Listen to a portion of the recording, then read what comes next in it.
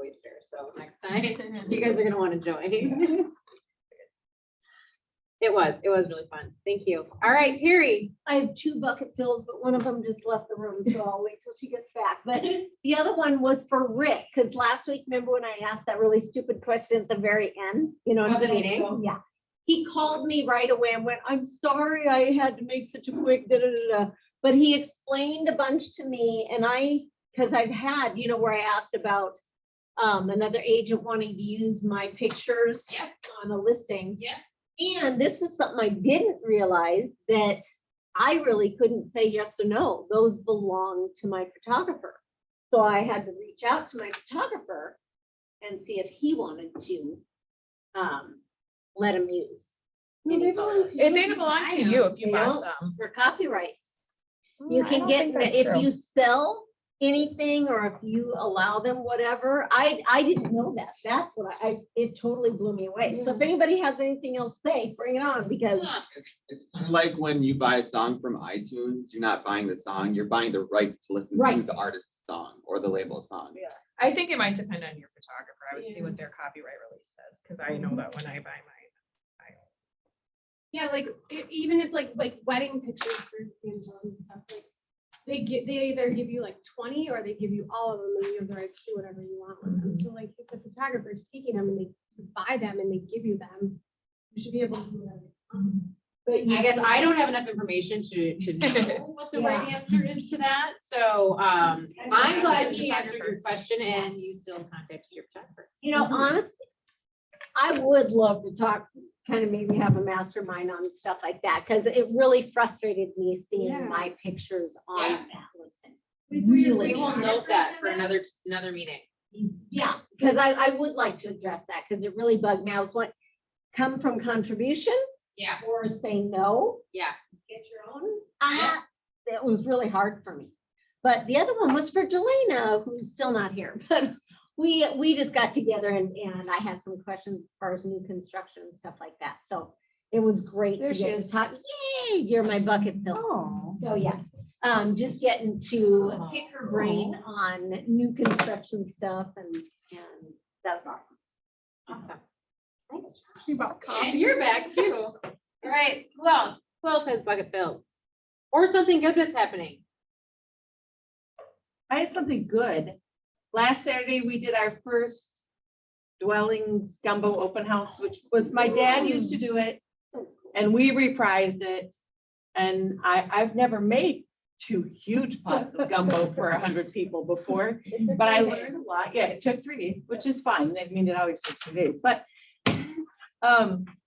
but it was great. We had 75 people there. There were great Wow. conversations, and there was somebody who came that was a friend of my seller, and she came, these 2 women came and helped pack things up for the seller, and I sent them both thank you cards, a little gift card afterwards, and I've continued to stay in touch with them. One of those people came, and so it's one of those where you kind of feel like, oh, I wonder if I'm bugging them, if they're thinking, oh my gosh, why did we ever help our friend? Because now this agent won't leave us alone. I feel like if you're making them gumbo, they'll be there. Well, Yeah. gumbo and bread pudding it was Oh, yeah. awesome, and my dad would have been really proud. So it was a happy. Really cool. Awesome. And the team worked together really well.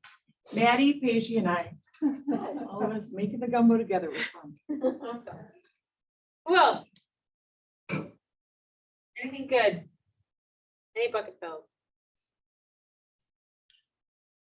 Well, I'm gonna just say that this morning I yelled out from my office, man, I really could go for a buntini right now.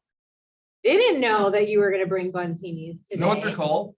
Yep, that's what those are called. And all of a sudden, Lydia goes, did you have someone bring buntinis? I'm like, no, I didn't. However, you brought them. So that's gonna be my, like, something good today, because I'm really excited about that. Organic fan. I was floored. I'm like, I walk in here and I see the buntinis. I'm like, How'd you make this happen? It was probably what, 45 minutes ago, and I was like, I could really go for a buntini right now. It's a teeny bun. Oh, Terry I said know, that? it's a mini bun. Oh, Christie said it. Oh, I didn't. If you want the mini bun. And tell us a little bit about you, Absolutely. or you can, yeah, wherever you feel comfortable. I'm gonna actually, I'll walk around and hand out my cards and Okay. so I'm John Sheldon from All Star Construction. We're an exterior contractor that's been in the West Metro for 40 years. Our primary business is new construction. We do a lot of redos for homeowners because we've been in business so long. Our customer list is immense and we venture out. We've done projects in Florida for customers. We just did a big slate roof project down at the University of Ohio. So we're well versed in roofing, siding, gutters, but primarily the realtor connection is I deal with a lot of realtors that last minute I can help, you know, hey, I need a price. I need you to look at something. I need a letter to say, how long will this roof last to settle things down? So that's kind of my expertise. And we've got a big machine and people that can jump in and help out. And able to do kind of a quick response, which always kind of is the thing with realtors. No, the bun cake, no, everybody help yourself. My wife got these for a neighbor a couple of weeks ago and she said, that's it. I'm never bringing them anything else. This is it. I've never heard of them before. I liked her. I'd rather be lucky than good, I guess. Oh, sure. But you know, our primary business is just communication with customers. I'm here. Dan was nice enough to suggest that I come in and present. And I've known Dan, I think, for going on 10 years now. And try to be a good resource and use common sense when it comes to anything related to the exterior of houses. I've seen a lot. I don't know it all, but I probably know somebody that can answer any question at all. So my biggest plus is that we're available, we communicate well, and you know, generally have experienced whatever's going on. And again, if that's pricing, if it's a repair, if it's a simple letter that says, how long do you think this roof would last? We're happy to do that. And I'm sure, looking at people's heads nodding, that they've all experienced it. So that's it, just a common sense resource on an exterior question, solution, anything at all. What's the best way to deter woodpeckers from cedar siding? Install fiber cement. We'll talk about that. I just later. yell it out. I get my air That was enough shell right there. Just get a shotgun. It's legal. Or outside the whole house. It's legal to what? Illegal. To shoot Do it. woodpeckers. It is. No, So they're actually protected. I had a painter at one No, they point shouldn't. Thank you. that said that he had a solution that he would mix with Tabasco and spray it on cedar, and it supposedly helped deter woodpeckers. Don't they put like tobacco on bird food so the squirrels don't eat it and then the birds do? No. Woodpeckers though. Sorry, I live on 2 acres now, so we have the hot bird seed, so the squirrels stop attacking it. And we have gorgeous woodpeckers that we are feeding elsewhere than the house, like on it. Maybe that's what you need. Maybe you just need to feed the woodpecker. The neighbor's yard. Put the food in the neighbor's yard. Whatever. There you go. Beautiful. Awesome. Does anybody else have any other questions?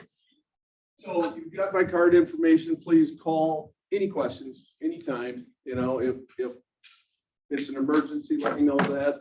It seems that it always is, and we have a lot of people running around the cities that I can generally get somebody on site within 6 or 8 hours if needed, Oh, so wow. let us know, we're happy to do it, and enjoy the one teams, I guess. They're a Good big deal. thing. Thank you. Thanks very much. Thank you.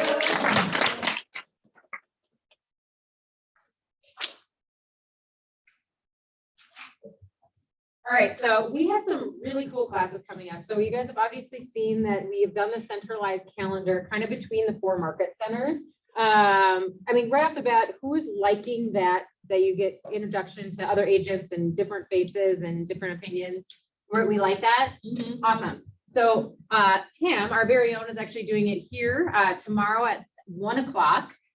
You can do it via Zoom or in person. I spoke with her yesterday and she's essentially gonna open up her P&L, like her actual P&L, go through it. And then at the end of the presentation, she's actually gonna share one where you can plug in your own numbers.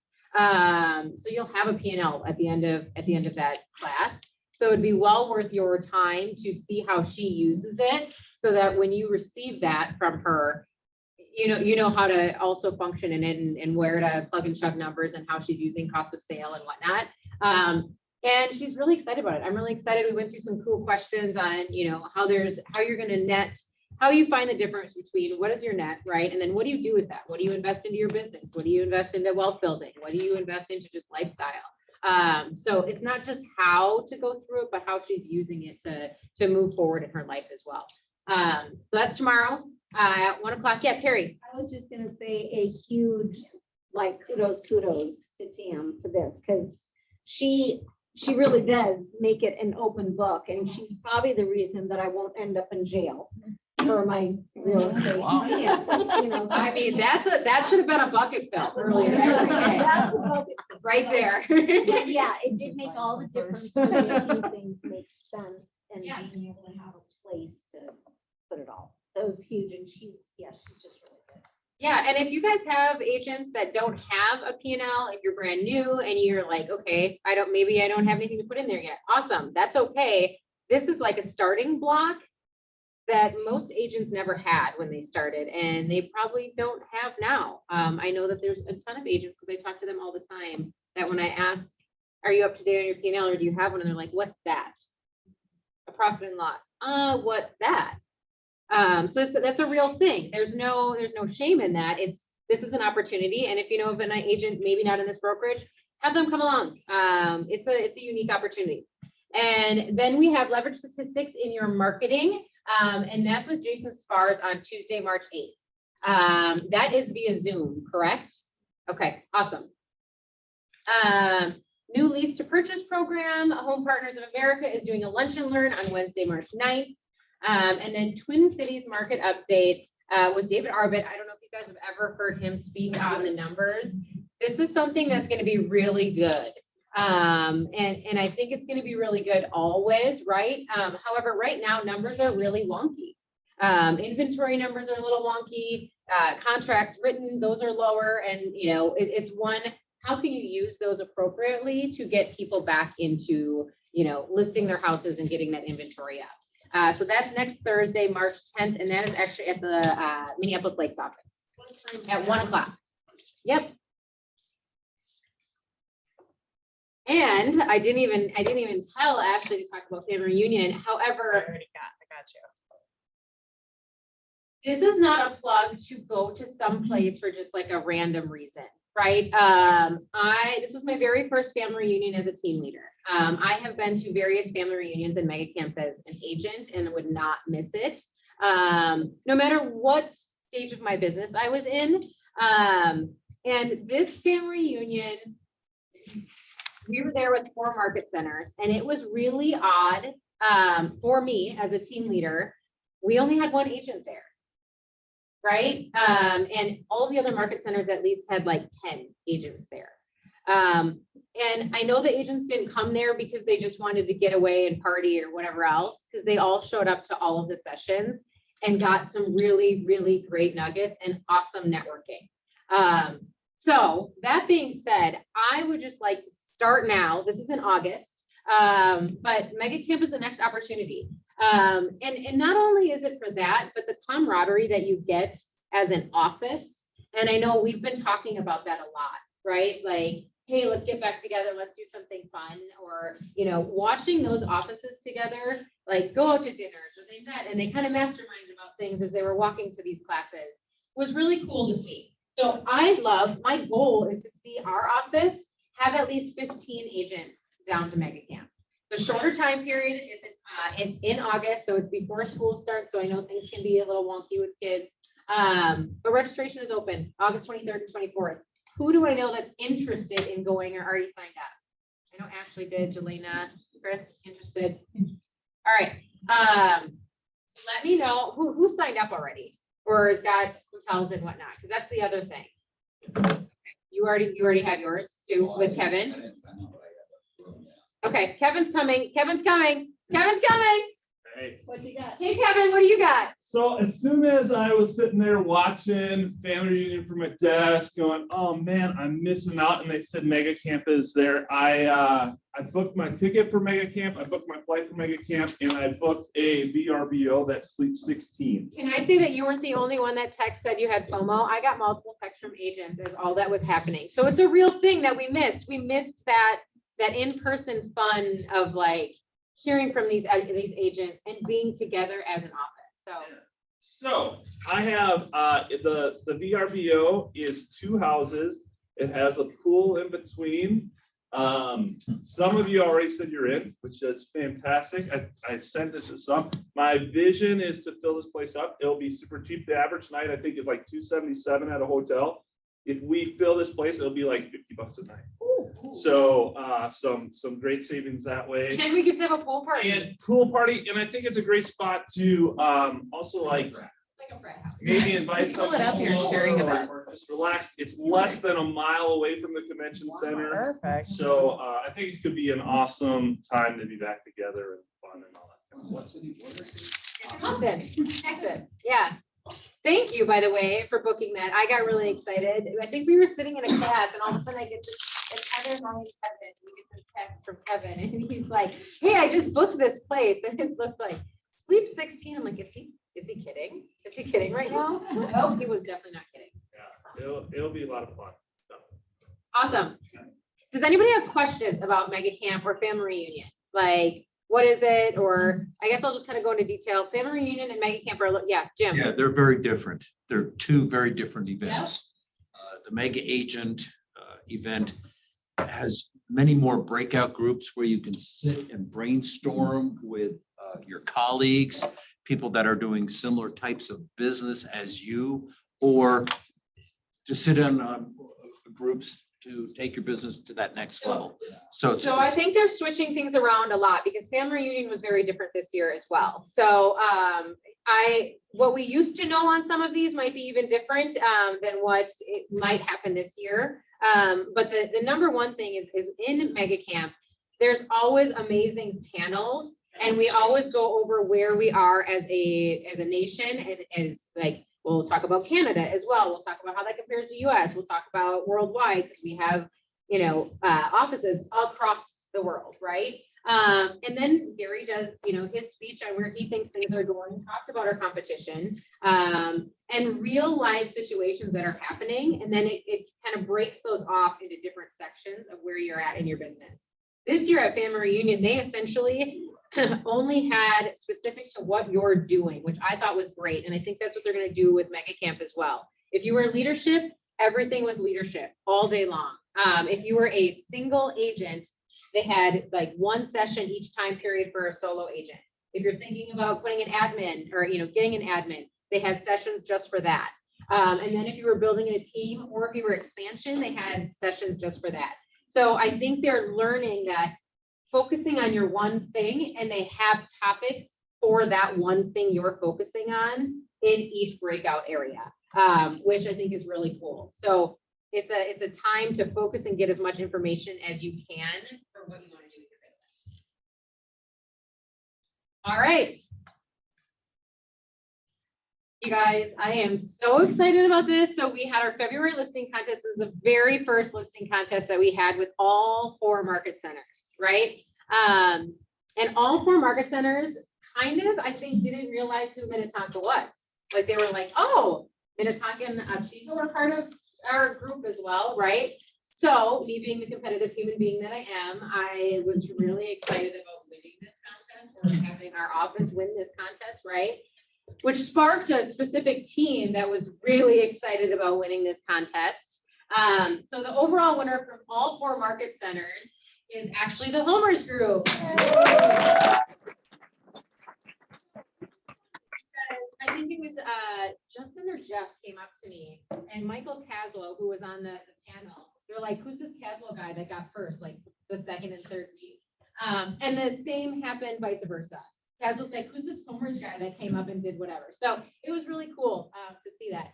And not only did we have the grand prize winner, we did also have Alex Randall win one of the gift cards. So I'm the winner, thank you. got put in that drawing and Alex won. So it was really fun. Did you guys have fun doing that? So my question for you is, we all set goals before this listing contest.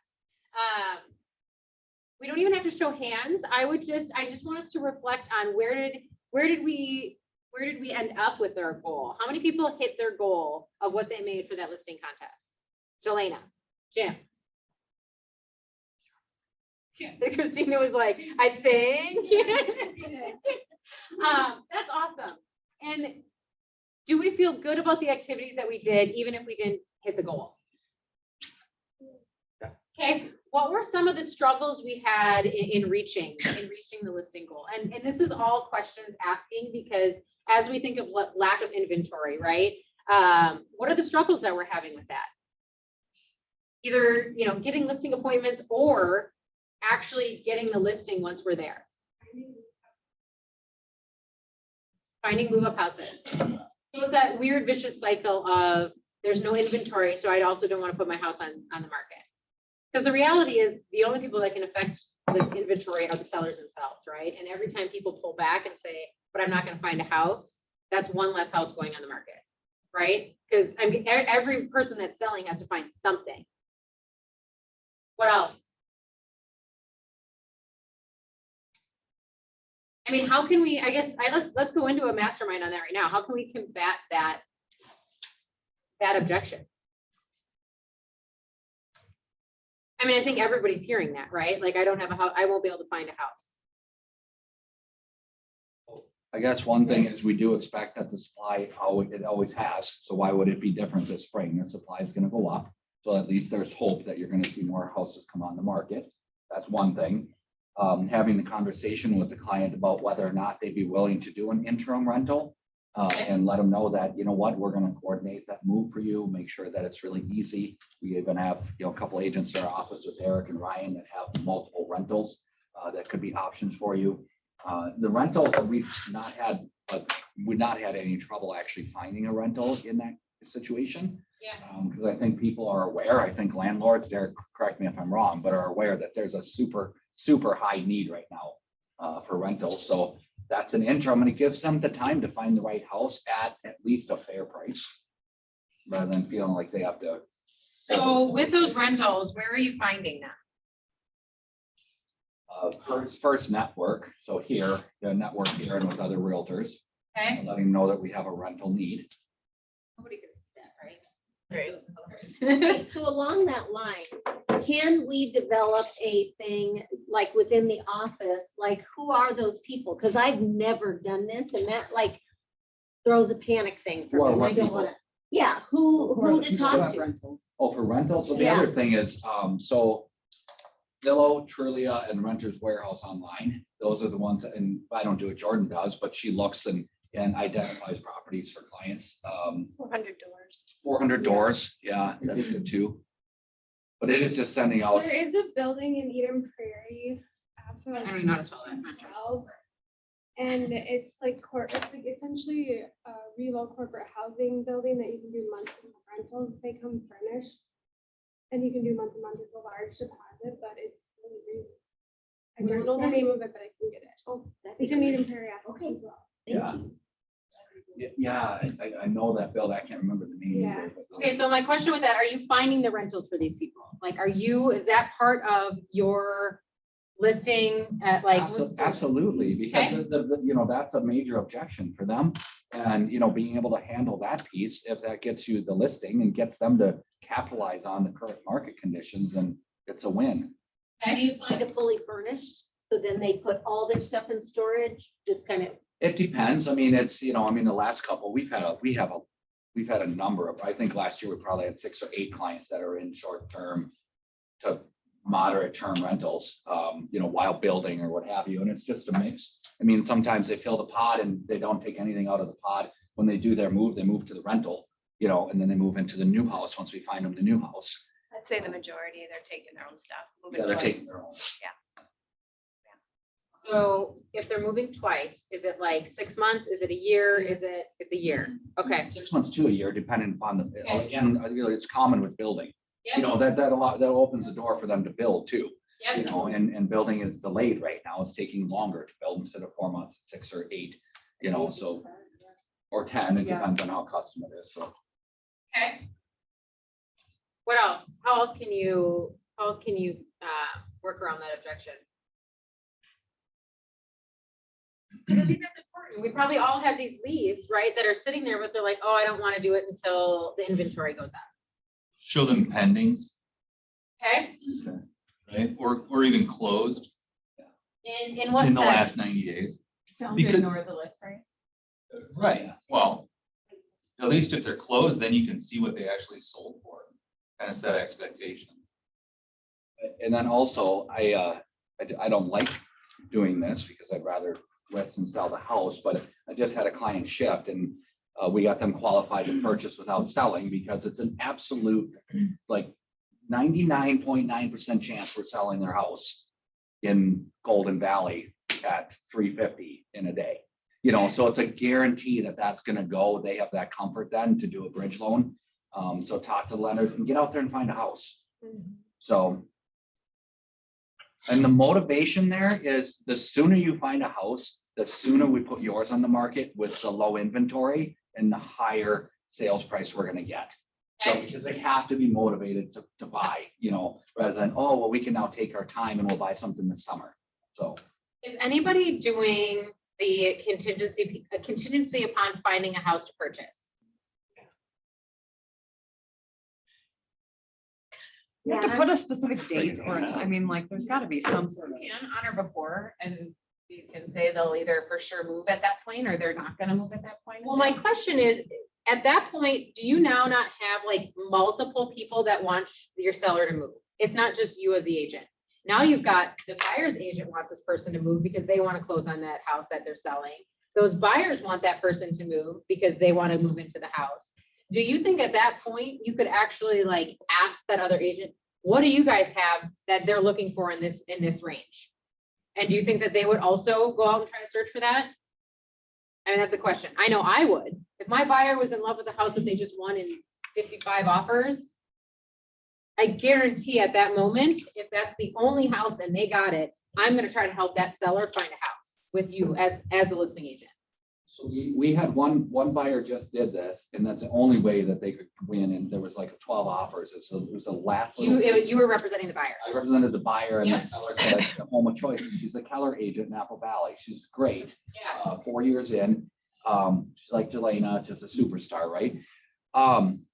So the catch is that we started to worry that they're not going to find a house so we could close at the end of March. And so I spent 20 minutes on the phone with that agent yesterday, finding out everything about their buyer, all their qualifications, and then said, why are you losing? Because they wrote 3 offers already. Why are you losing? And remember what we talked about in our team meeting last week? I went through every single one of those things with her. Everything that you can do in a multiple offer scenario, because now she needs to win in a multiple offer scenario so that my buyer gets into that house and her seller gets to sell a house. So it's a good way to help out another realtor to help your client. There was like so many things that were packed into that one little piece, right? One, you're now teaching this other, which by the way, kudos to you for that. And I'm sure Sherry was maybe part of it too, maybe not, I don't know. You It guys was are- my own client. It was- Okay, Sherry, then never mind. Thank you. Rick. She knows. We discussed it. She's like, what should I do? But I mean, I think there's multiple things. Now you've taught this agent how to become a better offer writer for one, right? So now hopefully you work with them again and they're writing offers on your property. 2, that is everything that we talk about at Keller is a win-win, right? You're helping it in whatever way you can. And did they find a house yet or? Yesterday I talked to her Okay. and now they're able to change a few things pretty significantly in their offer. Yeah. And so I think I just have a feeling it's gonna be the next couple of days. Awesome. And I learned their parameters too, so I can go back to my buyer and at least explain, these guys are not super tight parameters, so they will find a house. Yep, You know, at least it shows some confidence to them. awesome. I mean, and at this point, would you not, whatever our wants and needs are at the end, say, hey, I also need this house. It's Absolutely. it's not my buyer, but it's this other agent, right? I mean, And we know how good their qualifications are. 'Cause Yeah. I just talked to her about Yep. it. so when you said you don't like that, why don't we like that contingency? I'm asking for, you had a little hesitation, like, ooh. I'm incredibly impatient. I mean, that's one thing. Okay. Got it? She knows do a rent back too. We can do a rep back, Yeah. yep. We will next, as soon as she asks to move the clothes, that's the next thing we'll do because we have a close date. And it's subject to them finding a home of choice. You want to keep the rate lock and Yeah. everything else. You want to get it closed, so. Smart, Right? smart. Or you go on vacation half the year, you become smarter, like Derek. So when we're going into a listing appointment, Not vacation. Tell your Sam that. when we're going into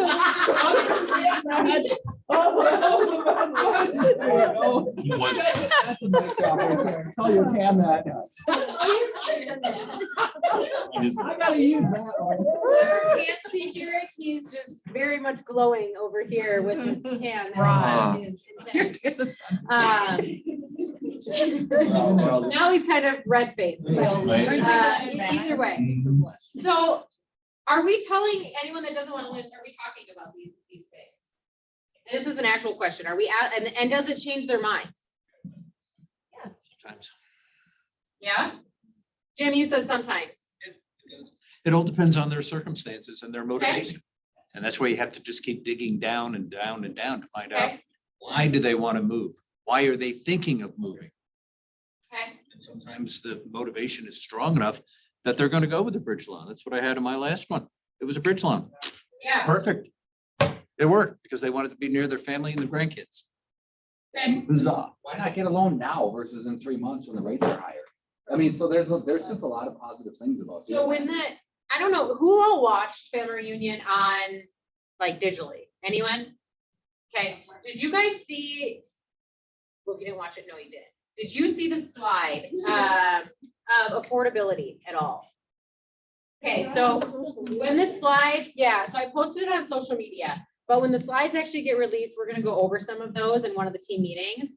But it was shocking, right? When you think of affordability across, I think it was 1989 or something like that. Since then, cars have went up, houses have went up, wages have went up. And what am I not thinking about? Gas has went up.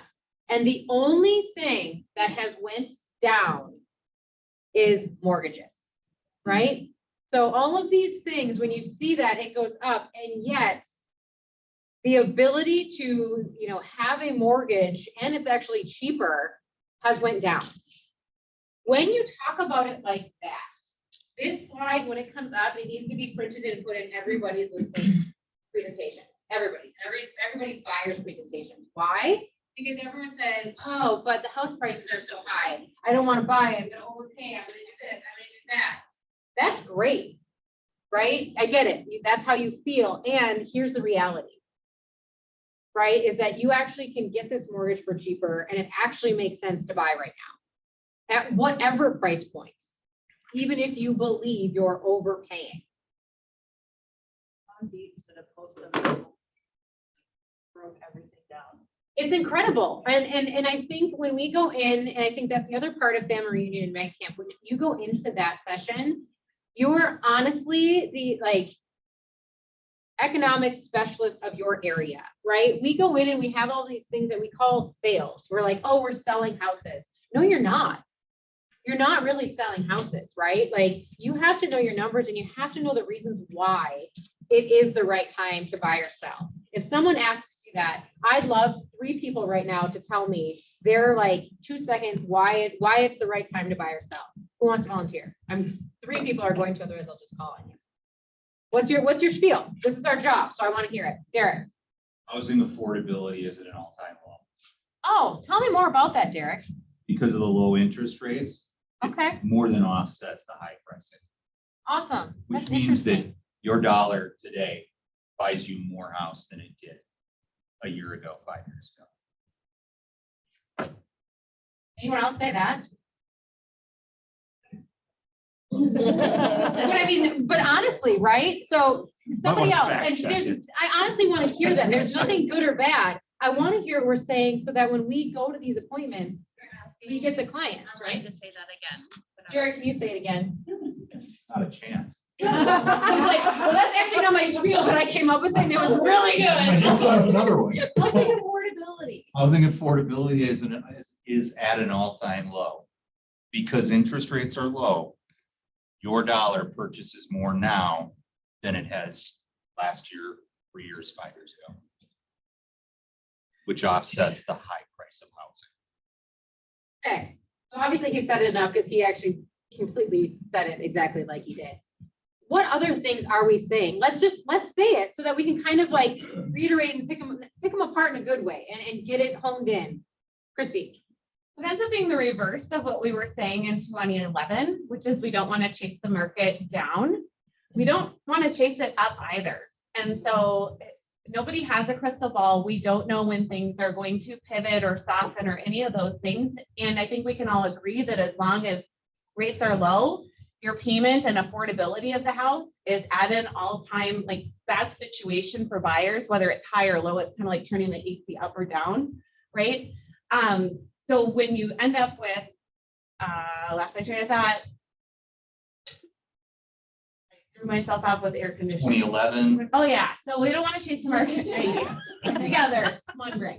We don't want to chase the market up either. So, you know, we can continue to lose in multiples because we're not going high enough. Those end up being your next comps and sold and the number that somebody's willing to pay at or go beyond.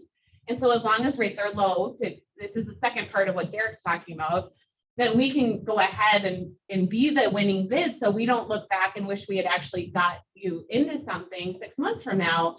And now you're looking at a totally different price point.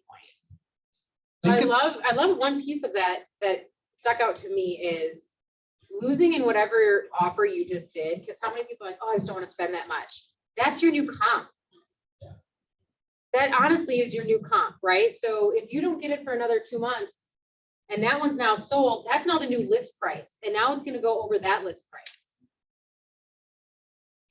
Like explaining it like that. And maybe it's putting together visuals for that too. Like, this is what it looks like. Here's, 45 multiple offers. Here's your new list price. Because sometimes people need visuals for that, right? So it's like, if you can put that into some sort of slide, I think it would make sense. Well, and when you're doing this, it's a combination of, I think it was Rick who said that, showing them comps or pendings, or maybe it was you, right? Where if you can show them what the list price was and what the sale price was, that's an illustration of the gap. If you've got a new buyer who doesn't quite believe what you're talking about, you can show it when you pull your comps and show them what happened before and articulate that. And you really do need to know what the house is going to sell for, right? You need to not be giving your advice on the list price and how much you think it's going to go over. It has to be based on what the other homes have sold for. Right? I just showed a house that was, or Chris helped me show a house, I never saw it, 325. We wrote 380 and we lost, right? That house, I was like, it might go to 400, we might lose, right? You have to be able to give that advice confidently and know. And I said, it's possible some of you, I don't think it'll go over 400, but you have to be able to look at the comps. And so I really think that a class on how to analyze the comparable homes, if you are new to that process, to look at what things are sold for and actively give really good advice, that's how you'll start to win, because you need to know what they're going to sell for, because the list price has nothing to do with it. Well, neither does the pending price really. Like, I feel like sold is really all that shows because Right. correct pending, they're going pending at the list price. So it really doesn't. Don't even, we just wrote an offer on a house that it was $20,000 over any comp. It was $20,000 listed over any comp, like not going to appraise. We wrote 25 over that and we still lost. I mean, it's. Yeah. Well, you have to look at availability too, right? I mean, I think there were 0 homes for sale in St. Louis Park like 4 weeks ago. 0. Okay, so you have 1 home pop up in St. Louis Park. any human being that wants to live anywhere in St. Louis Park is gonna put an offer on that house probably. Right? I mean, they're gonna either tear it down if it's not big enough or most expensive or whatever. Like, you have to look at it very broadly, right? It's not just that house, like what else is available? Well, they're also price protected because you can make an offer that is over the highest comp. And depending on where the appraisal comes in with an appraisal guarantee, right? That protects the buyer to keep from not paying too much for a house that, you know, maybe it didn't quite deserve what the offer was, but by getting your offer accepted, at least you're taking that next step.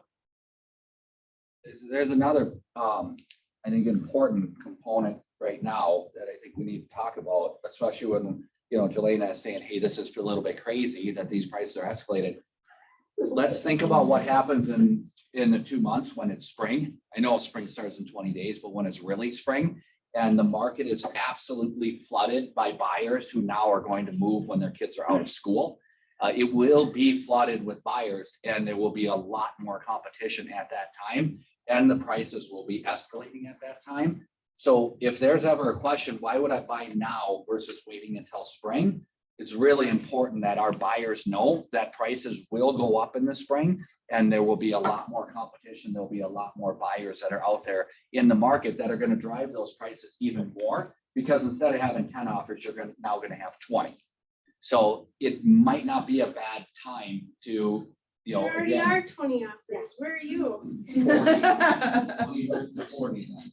So She's in the back, just will- like, oh man, that's like every day. It will get significantly more complicated in 2 months. So Well, so here's my other question with this is people like that aren't in real estate, right? So normal humans. They're getting all their information from whatever media source that they watch, right? And it's inventory's low, people can't find houses, you can't do this. What does that do to someone that may or may not be thinking about selling? There's no way I can't win. Yeah. I have these conversations all the time at my old place of work when I go into the So they aren't even open to the conversation. And so if there's anything as I watch social media, and I know some of us don't love social media as much, I notice all of these agents, and there's nothing bad about it, but they'll take the data and they'll just take it from Mars site and they'll share the data, right? So now you've got these people who are freaked out, and then there's this data chart that says inventory's low. So now they got this told to them by the actual expert, inventory's low. So they took that story that they told themselves from the media that it's a panic, it's hard for me as a buyer to find a house. And then we put that up there and they're like, see, that's true. You validated that feeling in that story. So what I would encourage us all as real estate agents is take that data, still share it, but explain it. What does this mean and how can I help? Right? So inventory is low. This is an awesome time for sellers to sell because they're getting all-time high price points and equity is incredibly high in these homes, right? And as a buyer, share the next slide, why affordability is low. I don't care if you share this like every other day, but that's what we need to be doing as real estate agents, right? Is not reinforcing whatever their story they're telling themselves already. We have to explain every aspect we can, sitting in front of them at an appointment, sitting and having a cocktail at the bar when someone asks you how the market is, in our social media sites, in emails, in our constant contacts. We have to be the one that recreates this story for buyers and sellers. Would you guys agree with that?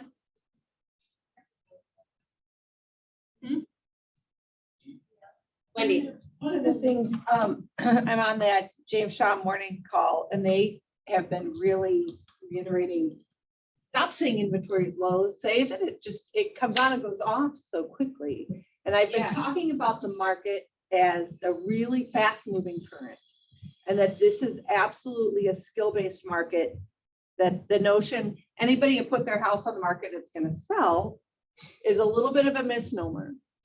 And that things still are true. Price and condition matter. And having, it's like if you were going down the rapids, you're going down a river. If you've got a guide, you're gonna get to the other side without crashing on the rocks. And that this is a skill-based market, whether you're buying or you're selling, you need a guide who's gonna help you navigate that quickly and win. And we're in an escalating market, so. Yeah. What? It's like salmon fishing. Okay. You gotta have a good guide to get you there, and that really establishes our value, that it is really fast. If you don't have someone that helps you know what to do and when to do it and how to do it, you aren't gonna be able to. And for buyers, I've been saying it's an escalating market, so if it's going up, the sooner you get in, the less you're gonna pay. Because there's nothing that says, there's no information that indicates it's coming down or leveling soon. Do we feel confident saying that on sites, like on whatever social sites that you have? Do you feel confident talking about this? I mean, that's a real question, right? Because sometimes it's like, ooh, am I saying the right thing? Is someone gonna like press back on me? And they might, and that's okay, but now you've started an engagement, right? Like at least you're starting some sort of engagement with them, and now you have a conversation. Rick, you were gonna say something. Ask Sherry. What? If she feels confident saying, I have no problem whatsoever, but I'm extroverted. So Christie I doesn't have a don't even know, problem. you don't even do a lot of social posts. I think person to person, you don't mind saying it. Yeah, but I'm like, If I was on social media, I'd have no issue whatsoever. I mean, we did say it in you our. are on social media, you know that, We right? did a podcast. You guys, yeah, I do. I just found out what they are. We did one not too long ago. We did say it on Cool, what podcast were you on? that. Bell, what was that? It broke the internet apparently. Yeah, it was huge. Isn't that what I said? Yeah, they're like, what? I love it. I don't know, what was it on? I don't know anything about It's a conversation to have with our sellers. My coach actually walked me through a pretty a pretty heavy decision I was making. And like, it was a choice to buy something. And he walked me through, and he started by saying, okay, so if you did this, what is the absolute worst thing that can happen? So I thought about it and I said, well, okay, in the end, I can't get it rented or whatever, probably. And, it ends up foreclosing and give it back to the bank and everything else. And he said, okay, so if that's really the absolute worst case scenario, what would you do to get it rented so that you don't give it back to the bank and everything? And he like walked me through the steps of what is going to happen and everything, like all of the bad things that are going to happen. And as he's doing it, it takes it from, in my mind, being like this insurmountable task to being, okay, if I needed to move into temporary housing for 6 months or a year, that isn't the worst thing. You know what, if my kids had to go to, or if I had to take my kids to school for 6 months rather than, have them ride the bus or walk. I don't know if kids walk anymore, but, like those things, and to have your clients go through that process is quite powerful because they're telling you what the absolute worst is. And if you can come to grips with the absolute worst, you'll probably end up being comfortable and end up finding something that's better than the worst. I mean, how many times? Every fear that they might have, and then what are the solutions to those fears? We'll have them list all those Yeah. fears, yeah. I like that. So Derek, he took each one of those fears and isolated that fear and helped you brainstorm. Totally. And it wasn't Technique. any one individual thing. It was like the accumulation of each of those fears or insecurities about it or whatever. And I was like, all right, well, I can handle that. Like, let's go. There you go. Awesome. Christina. I think, I don't know where we're at in this conversation, but I just want to share for a little bit, but, like as agents, try not to generalize the market either, because we all just get so, I think, well, at least for me, like get caught up in like, you want to go look at this house in St. Louis Park, chances are we're going to be one of 25 offers. You just kind of generalize that. We listed a townhouse in Maple Grove a couple weeks ago, and we had like 60 showings in 3 days, and we priced the we priced it aggressively, at 275, but it was an end unit townhome, great location, like updated top to bottom. And at the end of it, we had 3 offers, which was shocking. And a lot of people said, my clients are just starting, my clients don't want to be in multiple offers.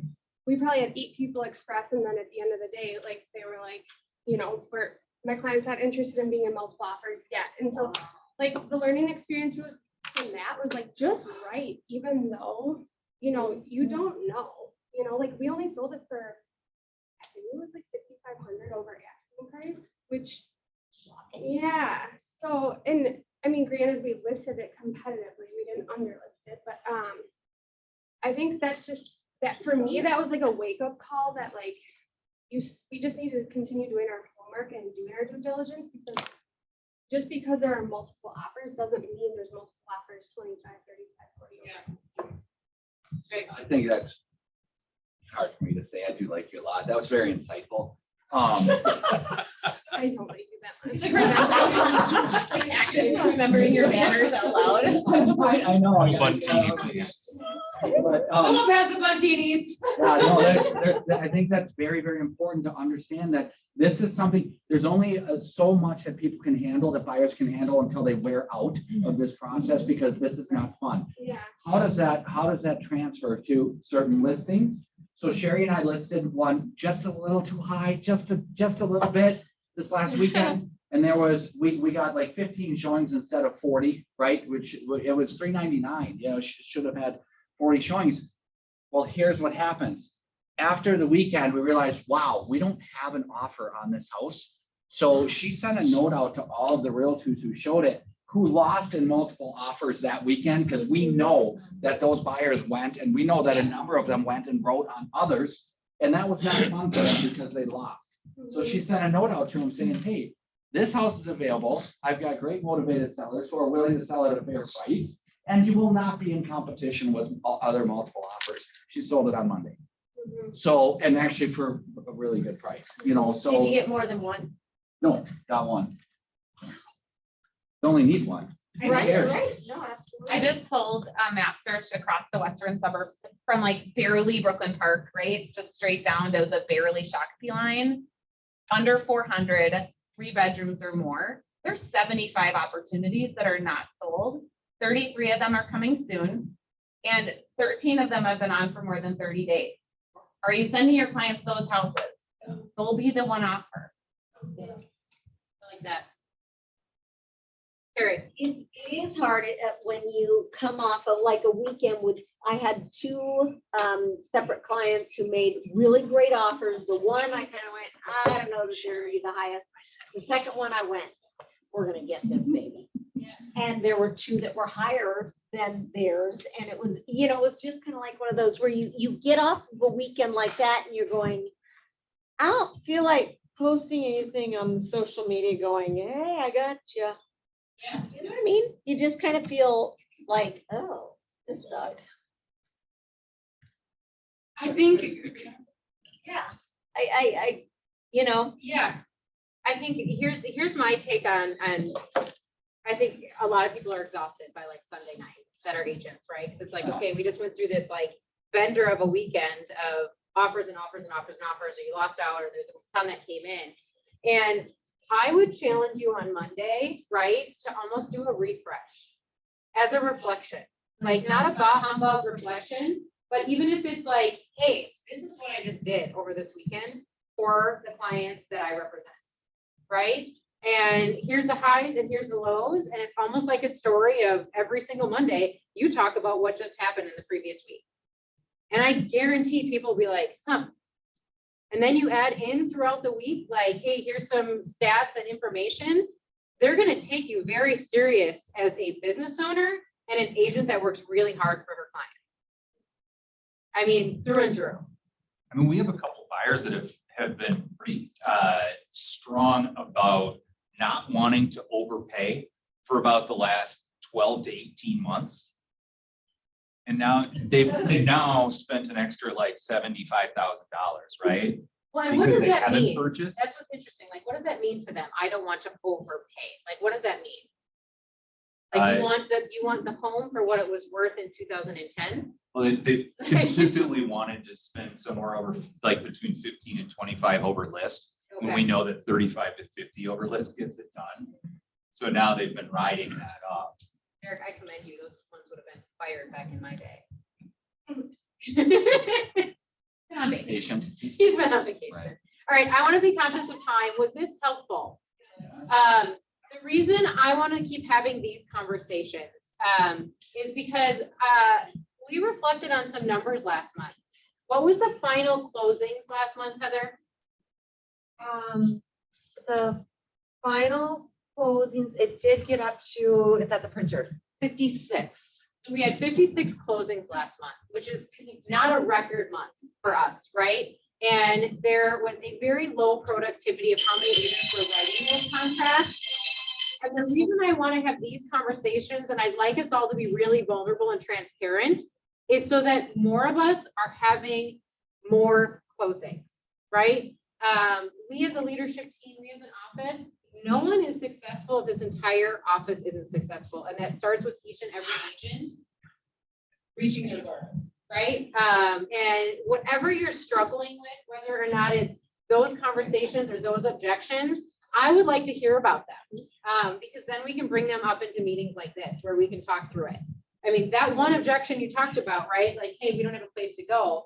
We just talked for a whole hour on that of different strategies, as well as a script that was great by both of them. So always feel free to email me with those ideas, or just give me a call, text me, walk into my office, because it's important. And the important part is the productivity of you guys and making sure that, you know, there's money is going into your bank account every single month. Is that fair? Awesome. Jim. I'd like to make one suggestion. Starts right here. And I told this to one of my clients the other day.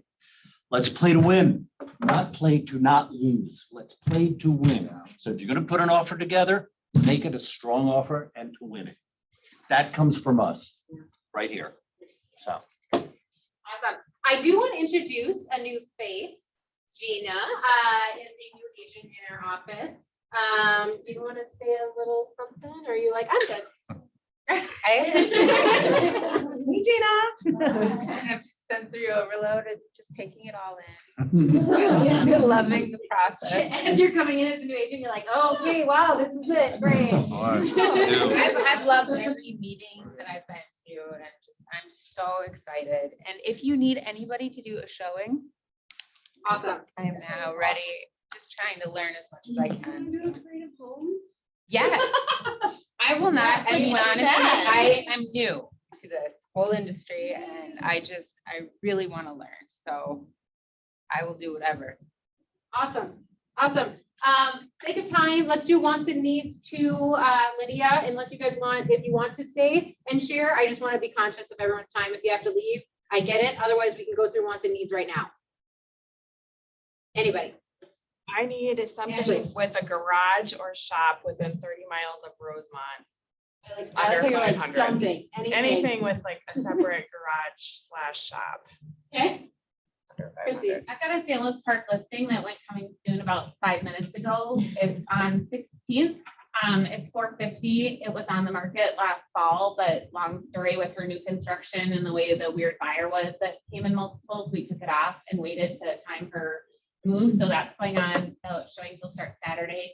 I've got a new construction, 3,000 or 3,200 square foot house. So it's a little smaller on a half acre in Orno. That'll be right around 800. That's going to go on in 2 weeks.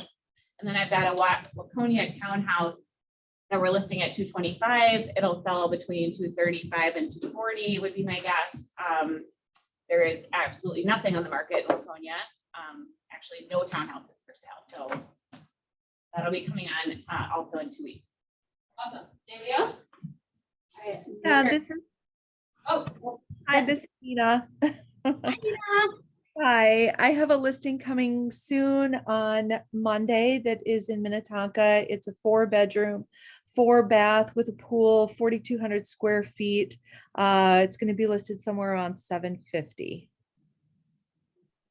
Awesome.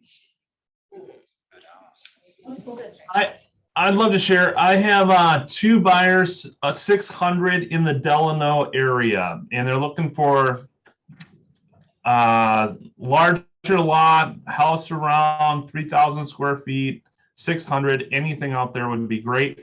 And then I have an awesome property coming in Greenfield, right around 700. I actually have 3 in the Rockford area that are coming out.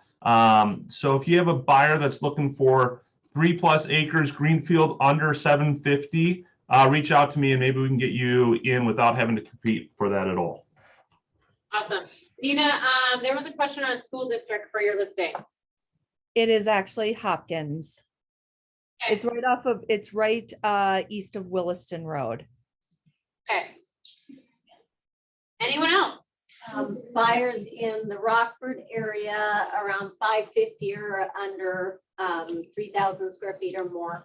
And then another buyer in the Andover area looking at that 450 and under. Awesome.